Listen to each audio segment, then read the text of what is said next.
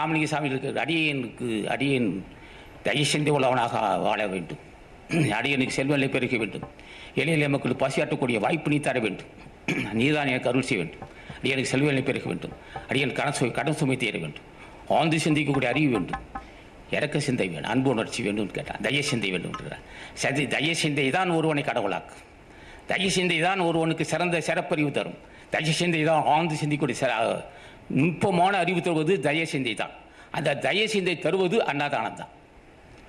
ஆக உயிர்குலை தெய்வத்திலும் பசியாட்டி வித்தலும் ஆகிய உயிர்குலை தெய்வத்தில் புலன்புறத்தில் பசியாட்டி வித்தல் ஆகிய பசியாட்டி வித்தல் எல்லாம் உள்ள அருட்பெருஞ்சு ஆண்டவராகிய ராமலிங்க சாமிகளை ஞானிகளை பூஜித்தல் ஆகிய கொள்கை கடைப்பிடிப்பவர்கள் தான் ஜென்மத்தை கட்டித்திட்டுக் கொள்வார்கள்.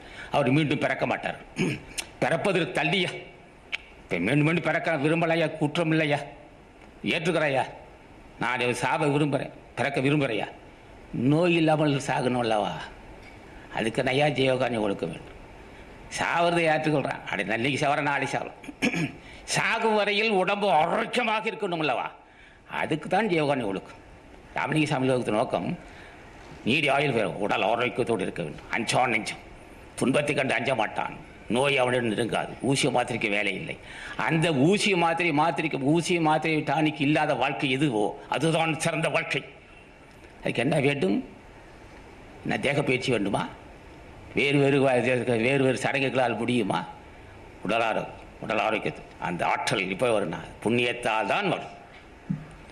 ஒரு 85-90 வயசு வரை இரும்பு போல் இருக்கார் என்றால் எதை காரணம்? நான் உணவா வேறு வகையான பயிற்சியான இல்லை. புண்ணியவான் அவனுக்கு அந்த ஆற்றல் கிடைத்திருக்கு.